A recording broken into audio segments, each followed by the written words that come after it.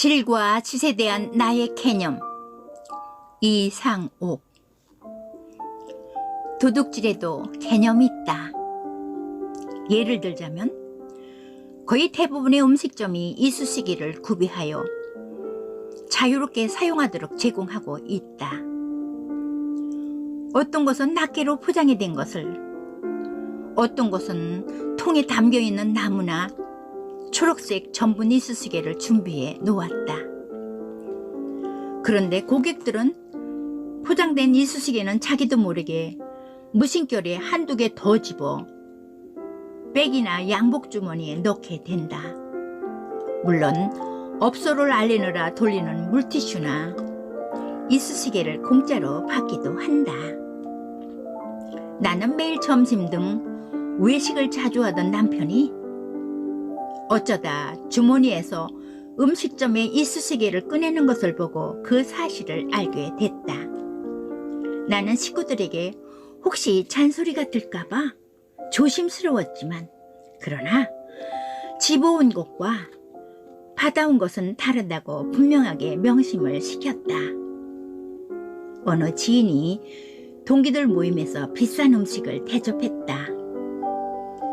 식사를 끝내고 그 부인이 모두가 보는 앞에서 테이블에 놓여있는 이쑤시개를 백에 넣고 다니는 주머니에 대수롭지 않게 몽땅 쓸어넣는 것을 목격했다. 물론 식사값에 비하면 몇 푼 되랴만 애들이 보면 어쩌려고 하는 마음이었다. 어느 날 가깝게 지내는 젊은 권사와 같은 취지로 도둑질에 대해 얘기를 나눈 적이 있었다. 내 얘기를 듣던 분이 정신이 번쩍 든다며 자신도 명심할 바가 많다고 하였다. 좀 유의하도록 한 얘기였기에 그래야지 라고 속으로 말했다. 그리고 아직 군 복무 중인 막내 아들이 무감각하게 군대 보급품들을 들고 나오는 것을 보고도 대수롭지 않게 여겼는데 꼭 주의시켜야겠다는 의외의 말을 했다. 이미 다 아는 얘기로 김장환 목사님도 본인께서 말씀 중에 예전 미군 부대 하우스보이 시절에 그때 미군 부대에 훔칠 것이 많았으나 딱 크리스마스 카드 하나를 훔치셨다는 말씀을 들은 바 있었다. 인생을 살면서 부지 중에 도둑질을 한 것이 꽤 있을 것이다.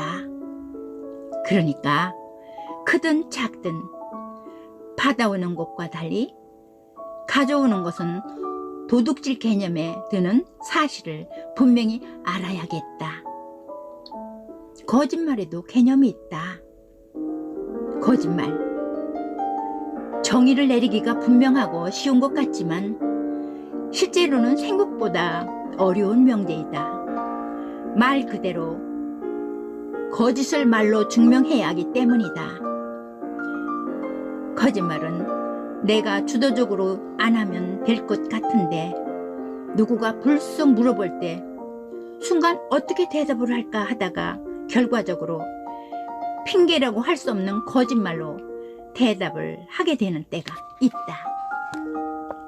몇 년 전에 겪은 일이다. 우리 자매들이 친정 나들이를 할 때는 주로 거리가 제일 먼 내가 차를 끌고 가면서 둘째 언니와 여동생을 가영동 근처에서 태우고 간다. 그날은 내가 예정보다 좀 늦게 출발을 한 데다 그만 핸드폰을 두고 나온 것을 마침 올림픽 도로를 들어서기 전에 신호 대기 중에 알고 되돌아갔다가 주차장에서 막 시동을 거는데 동생이 전화를 끊어 대뜸 언니 어디야? 하고 물었다. 난 좀 늦었기에 미안하다 보니 사실대로 말이 안 나와 그만 올림픽대로야 라고 대답해 버렸다.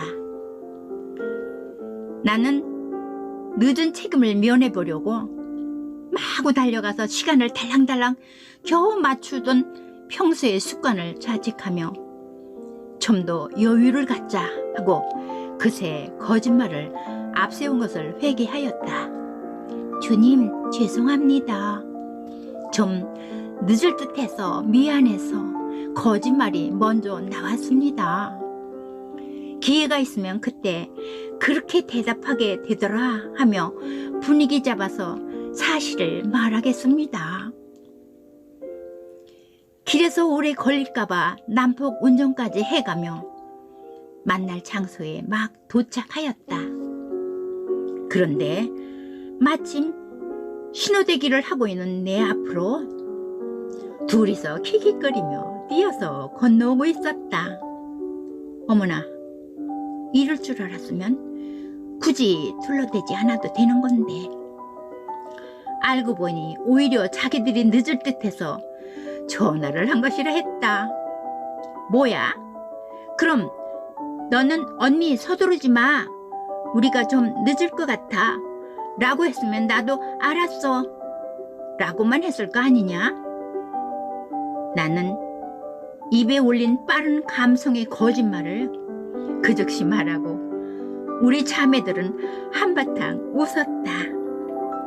어쨌든 선의의 거짓말이 꼭 필요할 때가 있긴 하지만 그래도 되도록 사소한 태꾸에도 둘러대지 않고 말을 솔직하게 잘하려는 습관을 길러야 하겠다. 생각처럼 쉽지 않을수록 참 사람스러운 노력은 필요하다.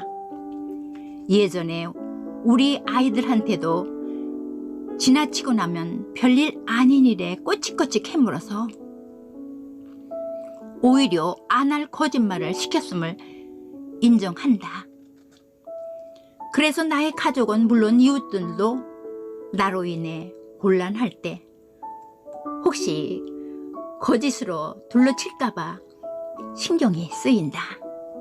특히 내 손에 장을 지진다. 내가 성을 간다.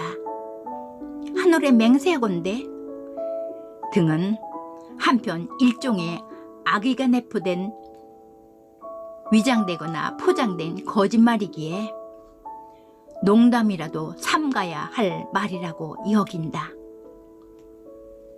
또한 너무도 흔히 무심히 말하는 절대라는 말도 분명히 책임이 따르는 말인데도 앞의 말들처럼 별다르지 않다는 것을 얼마 전에 또 겪고 깨닫게 되었다. 어느 날 남편과 가락시장에 갔는데 솔직히 거기까지 갈 때는 살 것이 많은 것이 당연하지 않겠는가? 그런데 간섭이 심해 이젠 절대로 같이 안 온다. 그 속으로 꿍얼거리다가 즉시 하나님, 절대란 말은 취소합니다. 될 수 있는 대로라도 고칠게요. 라고 하였다. 어쨌든 언제부턴가 기도를 하며 말에는 권세와 파워가 있으니 조심하라는 지적을 받고 깨닫게 된 후로는 홧김에라든가 혹은 부지불식 중에 내뱉는 말도 생각이 나면 회개만 하는 것이 아니라 하나님께 취소를 부탁드린다. 그리고 이런 말을, 이런 생각을 취소합니다 라고 할 때가 의외로 많음에 놀랐다. 그리고 부풀린 농담을 안 하려고 노력을 한다. 남은 시간은 자신에게 놀라지 않는 삶을 너는 살 믿음에 힘이 있다. 남은 시간은 내가 세우고 깨달은 개념에 걸려 자신에게 놀라지 않는 삶을 살아야겠다고 다짐해 본다.